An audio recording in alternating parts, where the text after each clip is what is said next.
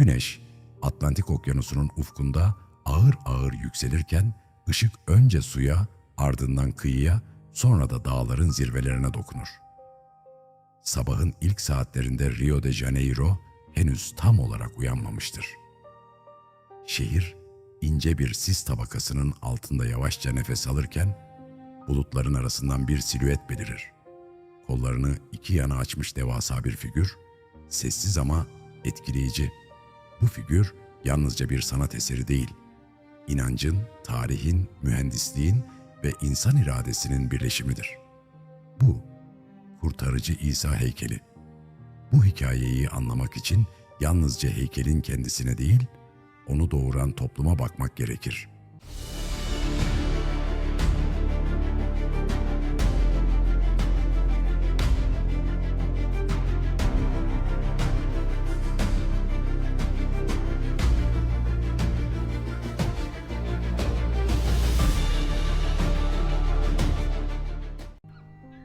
Brezilya, 16. yüzyılda Portekizli denizcilerin kıyılarına ulaşmasıyla birlikte köklü bir dönüşüm yaşamaya başladı. Bu geliş sadece ticaret ya da keşiflerle sınırlı değildi. Beraberinde güçlü bir inanç sistemi de getirdi. Hristiyanlık, özellikle Roma Katolikliği, kısa sürede bu toprakların ruhuna yerleşti. Kiliseler inşa edildi, ayinler düzenlendi, bayramlar kutlandı. Zamanla bu inanç sadece ibadet edilen bir sistem olmaktan çıkıp toplumsal kimliğin temel taşlarından biri haline geldi. Yüzyıllar boyunca bu inanç farklı kültürlerle harmanlandı, yerel geleneklerle birleşti ve kendine özgü bir karakter kazandı. Ancak 19. yüzyılın sonlarına gelindiğinde toplumda bir endişe belirmeye başladı. Modernleşme ve laikleşme hareketleri, dini değerlerin geri planda kalabileceği düşüncesini doğuruyordu. Bu durum, özellikle dini liderler arasında güçlü bir sembole duyulan ihtiyacı artırdı. İnsanları yeniden bir araya getirecek, inancı görünür kılacak ve herkese ulaşabilecek bir yapı, işte bu fikir, Kurtarıcı İsa heykelinin ilk kıvılcımını oluşturdu. İlk tasarım fikirleri, bugünkü görkemli halinden oldukça farklıydı. İsa'nın bir elinde dünyayı temsil eden bir küre tuttuğu, diğer elinde ise bir haç bulunduğu bir kompozisyon düşünülmüştü. Ancak bu tasarım hem estetik açıdan yeterince etkileyici bulunmadı, hem de evrensel bir mesaj taşımadığı düşünüldü. Daha sade ama daha güçlü bir anlatım gerekiyordu. Sonunda ortaya çıkan fikir şaşırtıcı derecede basitti. İsa, kollarını iki yana açacaktı. Bu hareket yalnızca dini bir sembol değil, aynı zamanda insanlığı kucaklayan bir jestti. Korku yerine huzur, yargı yerine kabul duygusu yaratıyordu. 1921 yılında Katolik Kilisesi öncülüğünde başlatılan bağış kampanyası, bu fikri gerçeğe dönüştüren en önemli adımlardan biri oldu. Anıt Haftası adı verilen bu etkinlikte toplumun her kesiminden insanlar projeye katkıda bulundu. Küçük bağışlar büyük hayallerin temelini oluşturdu. Bu süreçte heykel yalnızca bir yapı değil, aynı zamanda halkın ortak emeğinin bir ürünü haline geldi. Projenin sanatsal boyutu için Fransız heykeltıraş Paul Landowski görevlendirildi. Landowski, figürün yüz ifadesinden vücut oranlarına kadar her detayı titizlikle planladı. Heykelin yüzünde ne sert bir ifade ne de aşırı bir duygu bulunmalıydı. Amaç, sakinlik, huzur ve kabullenme hissi uyandırmaktı. Bu nedenle yüz hatları yumuşak, bakışlar ise uzaklara yönelmiş şekilde tasarlandı. Bu ifade, ziyaretçilerin kendilerini yargılanmış değil, kabul edilmiş hissetmelerini sağlıyordu. Mühendislik kısmında ise Heitor'da Silva Costa ön plana çıktı. Costa'nın karşı karşıya olduğu en büyük zorluk, bu devasa yapının hem estetik hem de dayanıklı olmasını sağlamaktı. Başlangıçta çelik kullanımı düşünülse de zamanla güçlendirilmiş betonun daha uygun olacağına karar verildi. Beton hem daha esnek şekillendirilebiliyor hem de zorlu hava koşullarına karşı daha dayanıklı bir yapı sunuyordu. 1926 yılına gelindiğinde artık fikirler, eskizler ve bağış kampanyaları somut bir gerçeğe dönüşmek üzereydi. Kurtarıcı İsa heykeli için inşaat süreci başladığında karşılaşılan ilk gerçeklik projenin teknik zorlukları oldu. Çünkü bu yapı sıradan bir zemine değil, Corcovado Dağı'nın zirvesine inşa edilecekti. Bu durum daha ilk andan itibaren tüm planların yeniden gözden geçirilmesini gerektirdi. İlk aşama, dağın zirvesinde güvenli bir çalışma alanı oluşturulmasıydı. Corcovado'nun tepesi, doğal haliyle düzensiz, eğimli ve sert kaya tabakalarıyla kaplıydı. İşçiler, haftalar boyunca bu sert yüzeyi oyarak düz bir platform haline getirmek için çalıştı. Kullanılan araçlar bugünkü modern makineler kadar gelişmiş değildi. Bu nedenle işlemler büyük ölçüde insan gücüne dayanıyordu. Kaya parçaları tek tek kırılıyor, temizleniyor ve yüzey dengeleniyordu. Bu süreçte en küçük hata bile ileride yapının dengesini etkileyebileceği için son derece dikkatli ilerleniyordu. Zemin hazırlandıktan sonra temel atma sürecine geçildi. Ancak bu temel sıradan bir bina temeli değildi. 38 metre yüksekliğinde ve tonlarca ağırlığında bir yapıyı taşıyacak, aynı zamanda dağın zirvesinde esen güçlü rüzgarlara ve tropikal fırtınalara karşı direnç gösterecek bir sistem kurulmalıydı.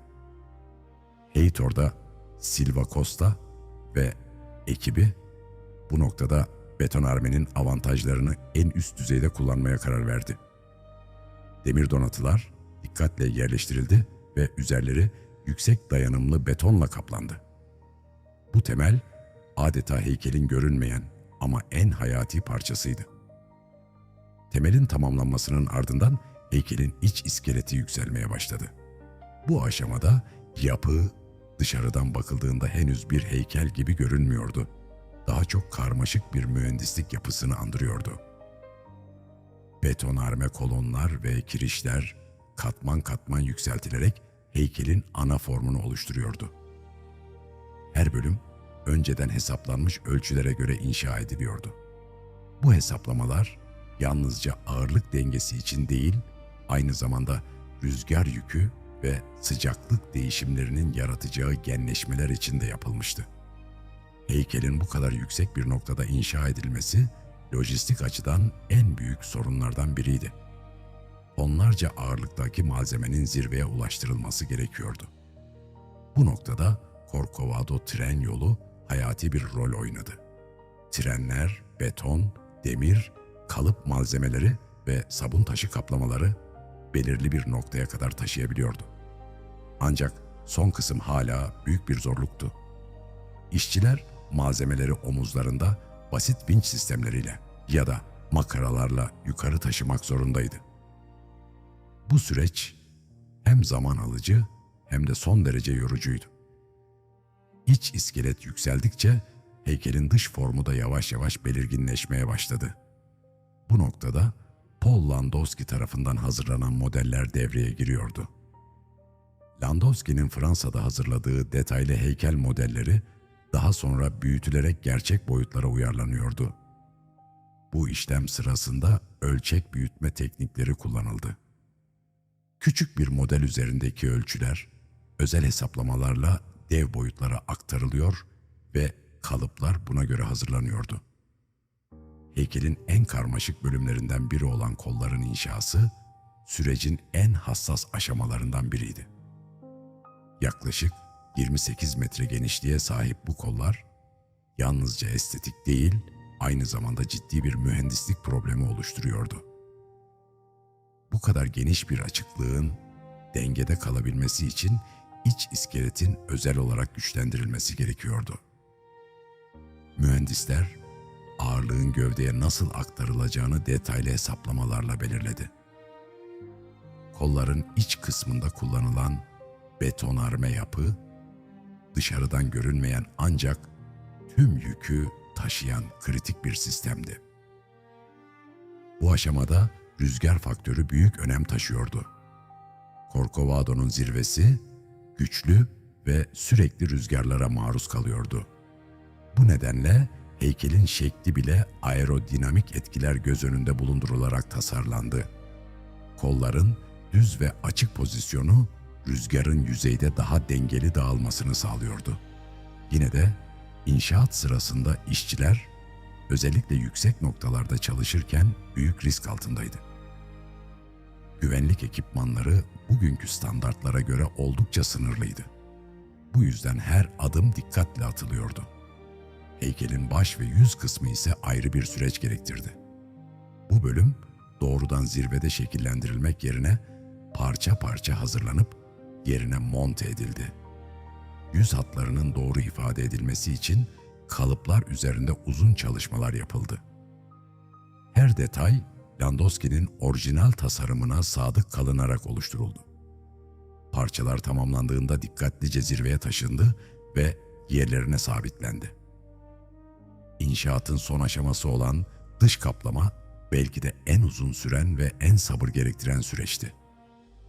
Heykelin yüzeyi binlerce küçük sabun taşı parçasıyla kaplandı.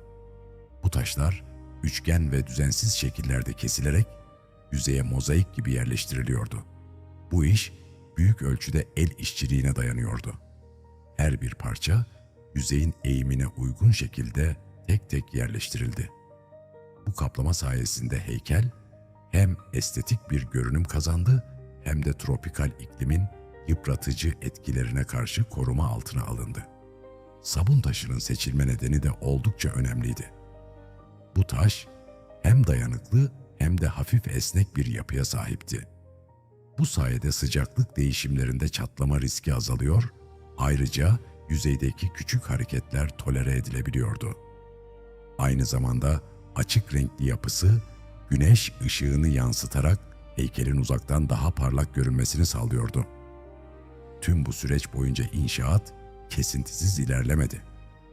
Hava koşulları sık sık çalışmaları durdurdu.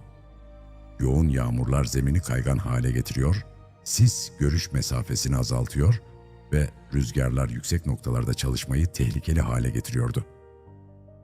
Ancak her duraksama ardından daha kararlı bir dönüşle devam etti. Yıllar süren bu zorlu sürecin sonunda parça parça yükselen yapı nihayet tamamlandı. Gövde, kollar ve baş bir bütün haline geldiğinde ortaya çıkan silüet yalnızca bir heykel değil, aynı zamanda mühendisliğin ve insan emeğinin birleştiği bir anıt haline gelmişti. 1931 yılına gelindiğinde Kurtarıcı İsa heykeli artık tüm görkemiyle Rio de Janeiro semalarında yükseliyordu. Bu inşaat süreci yalnızca teknik bir başarı değil, aynı zamanda sabrın, inancın ve kolektif emeğin bir göstergesiydi. Her taşında bir işçinin izi, her katmanında bir mühendislik kararı, her detayında ise insan iradesinin sessiz ama güçlü varlığı saklıydı.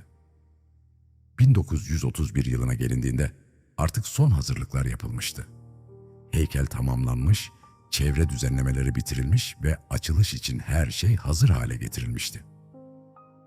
12 Ekim günü gerçekleştirilen tören yalnızca bir açılış değil, aynı zamanda bir dönüm noktasıydı. O gün Kurtarıcı İsa heykeli resmen insanlığın ortak mirası haline geldi. Heykelin temelinde yer alan şapel, yapının ruhani yönünü daha da güçlendirdi. Yaklaşık 150 kişilik kapasiteye sahip bu alan, ziyaretçilere ibadet etme imkanı sunuyordu. Böylece heykel sadece uzaktan izlenen bir yapı değil, aynı zamanda içine girilip deneyimlenen bir mekan haline geldi. Zamanla Kurtarıcı İsa heykeli yalnızca bir dini sembol olmaktan çıktı ve Rio de Janeiro'nun en güçlü simgesi haline geldi. Şehre gelen herkes bu anıtı görmek, onunla aynı manzarayı paylaşmak ister oldu. Yolculuk genellikle trenle başlar. Tropikal ormanın içinden geçen bu yolculuk, ziyaretçilere doğayla iç içe bir deneyim sunar. Zirveye ulaşıldığında ise geniş bir panorama açılır. Şehir, okyanus, dağlar hepsi tek bir noktadan izlenebilir hale gelir. Günün farklı saatlerinde bu manzara değişir. Sabahın ilk ışıklarında şehir yavaşça uyanırken, akşam saatlerinde gökyüzü kızıl ve turuncu tonlara bürünür. Gece olduğunda ise Rio'nun ışıkları yıldızlar gibi parıldar. Bu değişim heykelin etkisini her an yeniden tanımlar. Özellikle Paskalya ve Noel dönemlerinde burası yalnızca bir turistik nokta değil, aynı zamanda derin bir ruhani deneyim alanına dönüşür. Bugün bu heykel dünyanın dört bir yanından gelen milyonlarca insanı ağırlamaktadır. Farklı diller konuşan, farklı inançlara sahip insanlar bu noktada bir araya gelir ve aynı manzaraya bakar. Bu an insanlığın ortak duygularını ortaya çıkarır. Çünkü bu heykel yalnızca bir inancı değil, aynı zamanda evrensel bir duyguyu temsil eder.